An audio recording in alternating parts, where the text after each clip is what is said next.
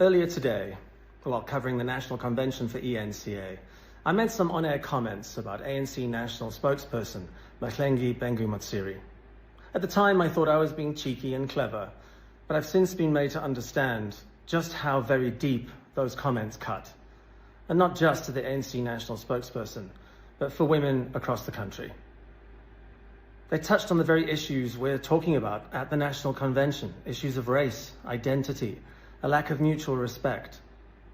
But they also cut very personally.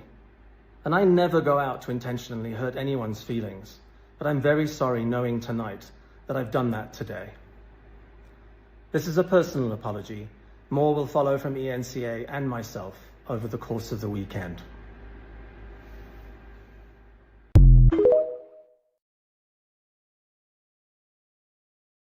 Welcome back to 10 Minutes with Kuhle. I'm your host, Kuhle Maseko. Ladies and gentlemen, today has to be one of those days where I am very angry. And I'll explain why I'm angry. And that is because South Africa is dying. And is dying because we allow race to oversee all the other problems we have, such as corruption, poverty, injustices that we face, GBV. This past weekend, because today's Monday, right? It's Monday. Sweet. This past weekend had to be one of those weekends where I feel like we took 2 steps back instead of, that whole 1 step back and 2 steps forward talk from the great communist himself, Vladimir Lenin. That was one of his quotes. This week, we saw Twitter celebrating Dricus du Plessis, losing. We saw that. Okay, that's fine. And then we also saw Andrew Barnes, the video that you just saw right now, right? Andrew Barnes, the ENCA news anchor, apologizing to Mahlengi Bengu-Motsiri, the ANC spokesperson, and that lady that once, in her infinite wisdom, told South Africans that an international companies on State of the Nation, another podcast with Mike Shem, told them that if you don't want to comply with BEE, EEA, and all those other racist laws, you can go and invest in India. That's what she said. I'm not making it up. So I didn't make it up. That is what she said. So, ladies and gentlemen, you saw the clip for yourself now.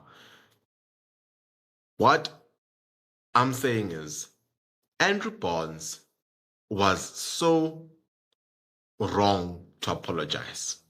Why did he apologize? What is racist about what he said?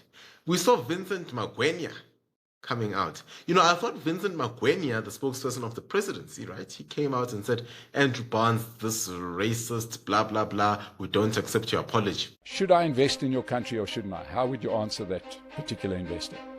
That you can go and invest in India. So go somewhere else? Yes. Okay. So no. A multi-billion-dollar... That's what he said on Twitter. You can go and read the tweets for yourself. This Vincent Magwenya guy is a problematic guy. He is the spokesperson of the presidency, right? Now, when did he become the spokesperson of the ANC to interfere over an apology that was going towards the ANC? Even if I don't agree with the apology. But when did you now become the super spokesperson that also interferes with ANC stuff? It just goes to show, how deep cater deployment is in the state.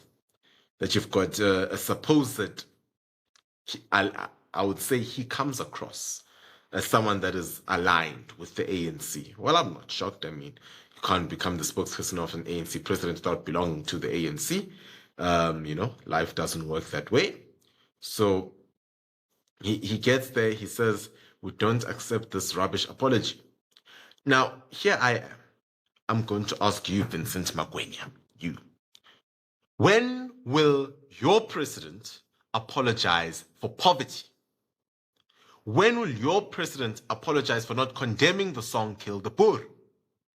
When will your president apologize for the mass inequality that we see in the townships? When will he apologize? But we are so obsessed with semantics, obsessed with Andrew Barnes saying, what's her name? Mahlengu Bengu. What do you call it? You ate 2 sandwiches of the crew. What's racist in that? What is racist? I don't see anything racist. I don't see. There's nothing wrong with what Andrew Barnes said.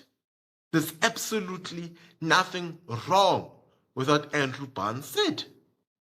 This culture of being woke and extremely sensitive is the same fabric that is keeping us from removing you, Vincent, removing you and the ANC. Let me tell you something. If it was me, I would have never apologized. Well, I'm black, so, it would have been difficult to label me as a racist. But I would have never apologized. What's there to apologize about?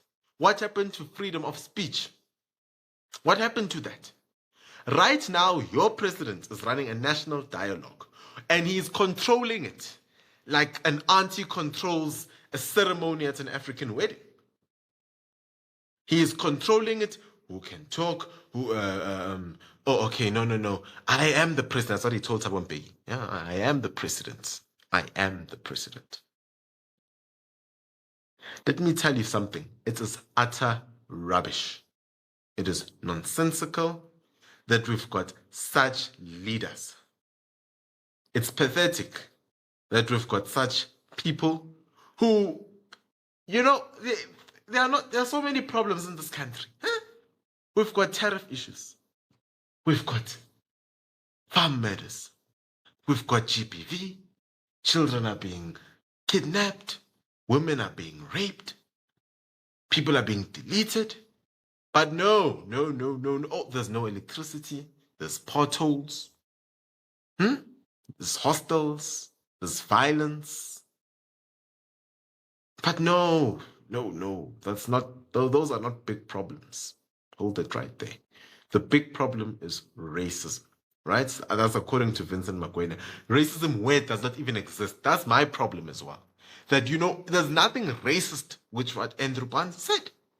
There's nothing racist that he said. I'm very sorry. Yes, you can say that maybe he is he's body shaming. Maybe you could say that. Maybe that's a more valid argument. But for racism, and the funny part is, the ones that are pushing this narrative that Andrew Barnes is racist is that useless twat called Herman Mashaba. Is that twat that turned down the wrong side of the road after he got 1% in the last election. I want you to understand, Herman, only 1% voted for you. And of that 1%, quite a large number of them happen to be white. So be careful of ostracizing your white voters, because you'll come back with less than 1%. That's my promise to you. Herman, Judas Mashaba, Herman Iscariot, makes me very, very angry. Makes me extremely livid when I see our politicians arguing over semantics, things that are neither here or there. I mean, Herman, your mayor, Nasipi mayor, right, is struggling at the moment. We have seen the AG's report. It's not looking good. This fallacy that you create, right, on on Twitter, that people love her. Yeah, cool. Buy the bots if you want to buy the bots. But service delivery is not happening. I can tell you that as a resident of the city of Tshwane. Now, before I digress, because this video is not about Herman, it really isn't about Herman. It's about the racial issues that happened over this past weekend that have taken me up to here. So, ladies and gentlemen, just please watch this clip. There's a clip here that I'm going to play for you that is, I think it's eye-opening. It's a clip of Nota. Please listen to it. white people have no moral authority to lecture any black person about racism. There's no white person that has got any moral authority to lecture me about racism.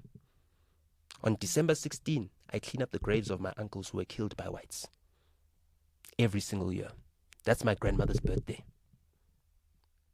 I know what it's like to have a generation of fatherless cousins.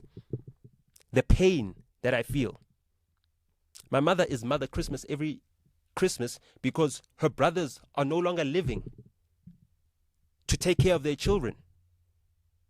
So her and her husband have to put money together. And my father has to take care of the family that he's already lobolat continuing because he's in a privileged position. He couldn't just take my mother and take her away from her burdens. So that there, ladies and gentlemen, is one of the country's fools called Nota. Is another idiot. And yeah, Nota, if you want to come after me, feel free. I'm not afraid of you. You can come after me. I'm not that type to be moved by your scare tactics or whatever it is. Come after me. I've got freedom of speech. If I don't like you, I don't like you. If I think you're a fool, I think you're a fool. You can't force me to think that you're smart. So he says, speaks of white people, and his message, it's self-explanatory, it's rubbish. I don't need to do too much talking. He says white people superiority, white people cannot lecture black people on 1, 2, 3, X, Y, Z. My opinion on this is both sides of the coin need to deal with racism. Right. This idea that black people can't be racist is false. We have seen black people becoming racist, and very scarily, it's happening. And we've got to deal with that. Same as in the white community. That, I'll be honest with you, I work with white and black people every day. There are very good white people that I work with, exceptional, right? That have been there, that have supported me, and have done so much, same as black people. Now, like any other race or culture, they are bad apples. It's the nature of life. You cannot expect a whole community to be good or to be tolerant or, So I'm not going to be this Nelson Mandela guy and say, we need to achieve equality, non-racialism. No, no, no, no, no. My message is very clear to you. You are South African before you are Afrikaans or Zulu, before you are white or black. You are South African. On the 17th of April, I was involved in a traffic incident which resulted in a confrontation between myself as well as another driver.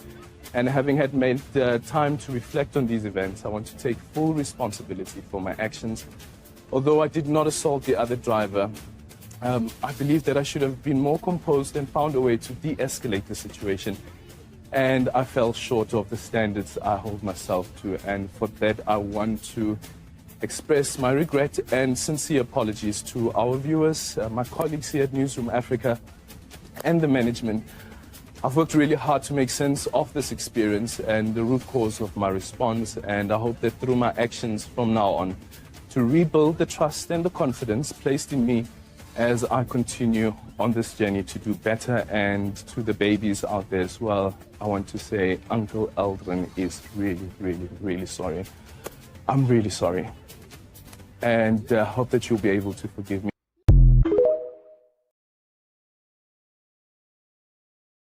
Now, in sticking to us speaking of journalists and racism and all that stuff, you saw the video of Aldrin St. Pierre.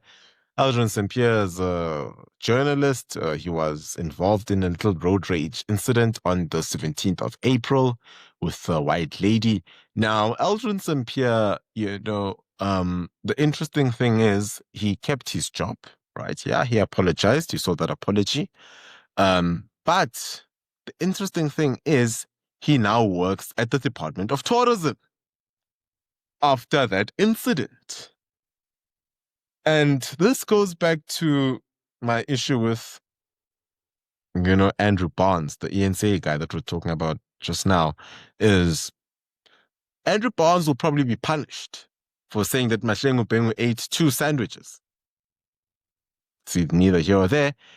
And then Eldrin St. Pierre, oh my gosh, the darling guy. Well done, chap. You are going to get a huge upgrade, because you can't call this a promotion because it's not a journalist job. He's working for the Department of Tourism, so I can't call it a promotion. You're going to get yourself a better job for government. Government, we love hiring people that cause real problems, but those that crack a joke or say something that isn't, we are coming right after you. Speak about the double standards. Double standards, I call it out. Double standards. White culture is formed in savagery. I also said there isn't a place on God's green earth that they haven't come there and decimated the native inhabitants. There isn't a place. They are murderous savages. That's their culture. They call it conquest. We call it savagery. This is broad history. This is the history of white cultures. When they have the intention to invent a weapon, they don't just invent a weapon that can harm an enemy in one-to-one combat. No. They invent bombs that can decimate entire populations. They invent viruses like smallpox that they spread amongst unvaccinated Native Americans and then decimate their populations. And therefore the Americans, have got a native population which is less than the settler population in certain countries like Argentina. I mean, even a country like Brazil, yes, obviously there are still some native inhabitants there, but their population is less than those who were brought in from Africa as slaves, as well as those who came in as European settlers in the colonial times. So the culture of white people throughout white history, even to this very date, is that of savagery. It's that of inhumane behavior that is normalized to the point where they feel like they're entitled to behave like that. White people came here. They need to assimilate to our culture, not the other way around. It's bad enough we speak their language with a proficiency that they cannot even master. But they still need to assimilate to our culture. They need to assimilate to Ubuntu. That's the only way in which we can coexist within this environment. Otherwise, we will slaughter all of them, drive them to the sea, literally. It might not be me. It might not be me calling for it. I'm not a part of that thing. I'm just allowing him to talk. No, I'm just saying, it might not be me. It might not be me calling for that. In fact, if white people are being driven to the sea, I'm least likely to be in the front lines driving them to the sea, right? Because of my disposition. But what is your disposition? As in, I'm a privileged black person in this country. So why would you want to drive white people to the sea if you're just as privileged as they are? The majority of black people, right, have been oppressed by white people and the white system. And if at any point they decide that they want to drive people to the sea, I will not discourage them.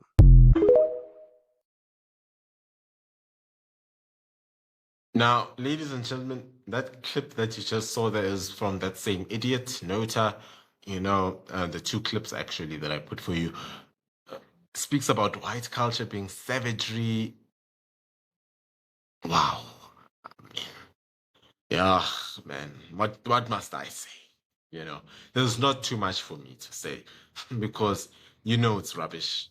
The bottom line is, if we look at history, during the 1800s, the 1700s, it was normal for killing to happen, okay? I am part Zulu, because of my one parent.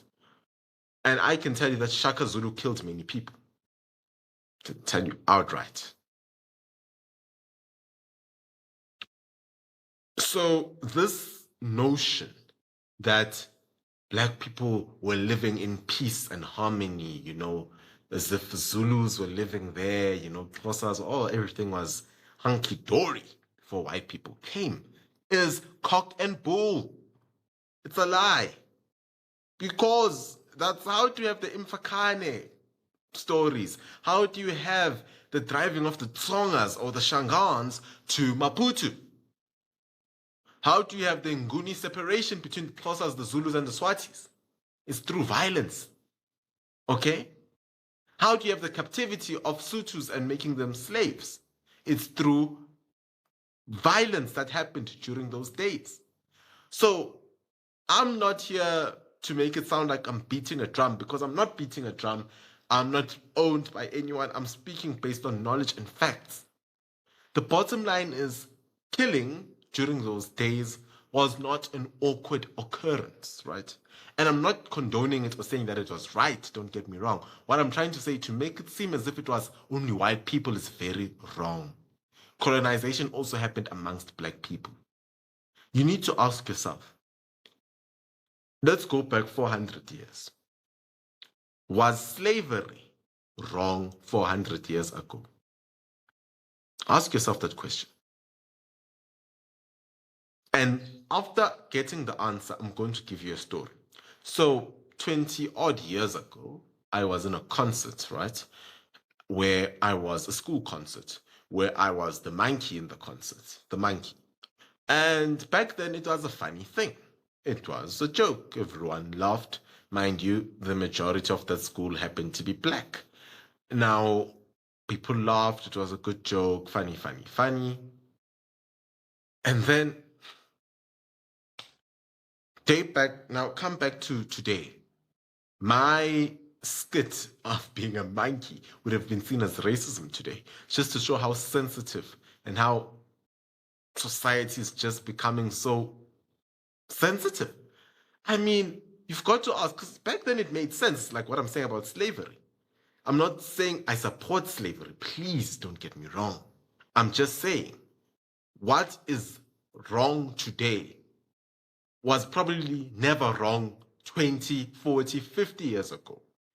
You know, there was a time when people would hit their kids, pardon me. You know, corporal punishment was allowed. And most of you who watch my videos can remember that time. But now, if someone is to hit your child, you probably got hit as a kid at school.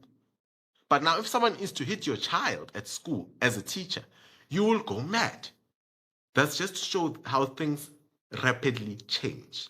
And I don't think there is an appreciation of the fact that things change in society. That appreciation needs to exist.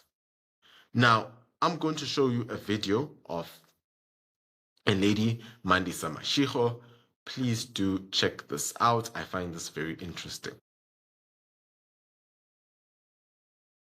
The white man is laughing at you. And let me tell you, white men are not laughing at black women. I'll give you a small secret. White men even prefer to do business with black women. There's a study that was issued. There's a conversation that Johan Rupert had. I don't know whether he had it on Power FM or another platform. Yeah, it was the chairman's conversation. Yes, and he was very accurate. But because black men, your egos are so fragile, you are inverted. That's what I call it. I call it an inverted psychological state of being. That's my own analysis. It's not there's no psychologist who did a study. Okay. Your egos are too high and your self-esteems are too low. It should be the other way around. Your self-esteems must be high and your egos must be very low. So, Sis Mandisa, Nina nila. how do we That's get to the metric?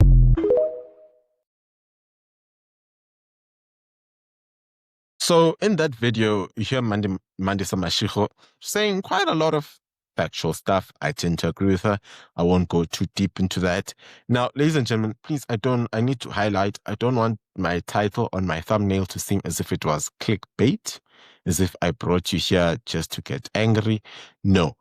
In fact, here is the video that I'm talking about when I speak of a gentleman that says that white people are creatures and they need to be killed, and does not like white people at all.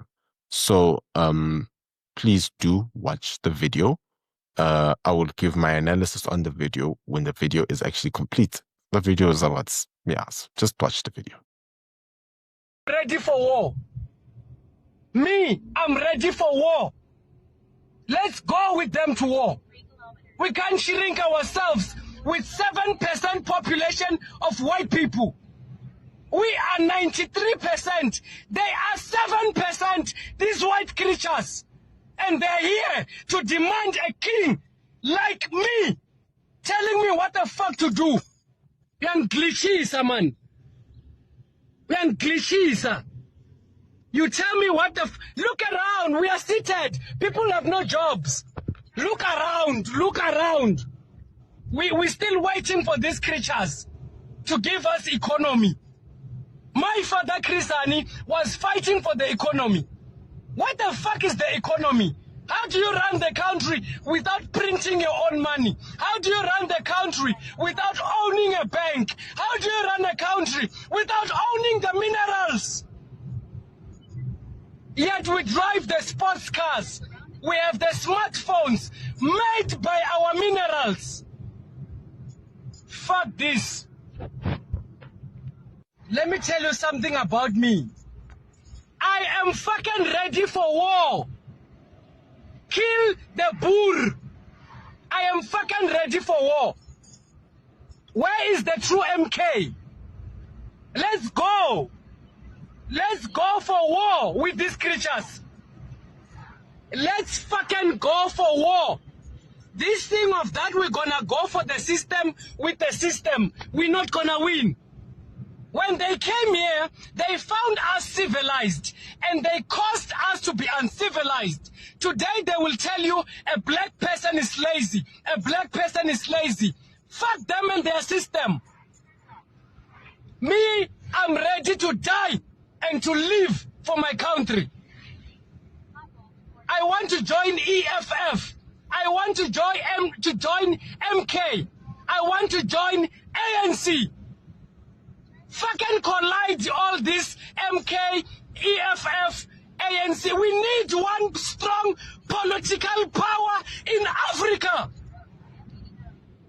Nigerian presidents, we need all of us here in one South African United Nations.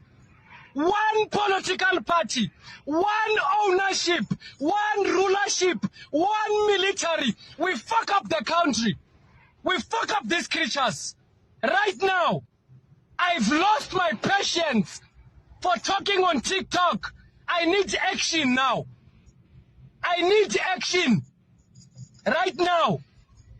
Fuck white people. I'm done. I can't pretend anymore. Even when I go out with a white boy, I feel it in my brains, in my veins, that I'm disgusted. Why are we complying to their system? We had our own fucking system. They learned the system from us. Today they fucking want to govern us with this system. Don't fuck around. Don't fuck around. They learned to bath from us, the white people. They don't know how to bath. They didn't know how to dress. That's why they kill. Let's go for war. Put me in the front, I will lead the war. Put me in the front, I will put a bullet. I'll be the first to kill a Boer. I'll be the first to kill a white man. I, myself, I'm done. You know, these fucking white people, right? They came here, found us civilized. As they found us civilized, they made us to be uncivilized. And later, they claim that they are bringing civilization to us. Same people who were uncivilized, who learned civilization from us. They learned civilization from us. Today they fucking calling us uncivilized. Fucking white people. Fucking white people calling black people uncivilized. They brought civilization. They learned civilization from us. Fuck that GPS. They learned to bath from us. They learned to do everything from us. Today, they live in fucking mansions. And they call us uncivilized. and they will tell you, this is the fucking problem with black people. This is the fucking problem with fucking white people. That's the fucking problem with white people. We go to their offices. We bow to their money. From the first to the second, third, the 31st, waiting for a paycheck to buy the same fucking food that they took from us. Fuck this country. Let's fucking fight ourselves. 7% of white population driving crazy 93% of black population. They are the ones who are uncivilized. They harvest our energy to become civilized. Because without us, they are the true creatures. June 16, they killed all of us. Muammar Gaddafi, Samora Machel, Sankara, all these leaders.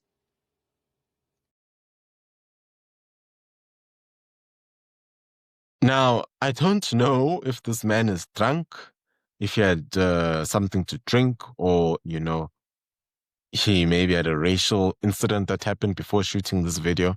But what he's saying is utter garbage. We need to condone such. It's unfortunate that this man has not been found, right? We're not arresting this guy. We're not doing anything. But Andrew Barnes, who speaks about sandwiches, is the guy that must face the music. I'm up to here when it comes to South Africa. I have lost hope. I shouldn't be losing hope, but I'm up to here. You know, it really is shocking to see the type of people that we live amongst. It really is shocking. You know, we've got to end racism. That's all I can say, because if we don't nip this in the bud, I promise you, a civil war is on its way. Ladies and gentlemen, if you watch till the end, please subscribe. We really need those subscriber numbers to go up. As well as, please do consider, you know, joining the membership of the channel. It's as cheap as 20 Rand. It helps us to keep this wonderful research going. As well as do support us by sharing this video far and wide. You can also buy me a coffee by sending a super chat in the comments below. Thank you so much for watching till the end. It is truly appreciated. Let us work hard to end racism in South Africa. Let us condone those racists. Let us shame the racists.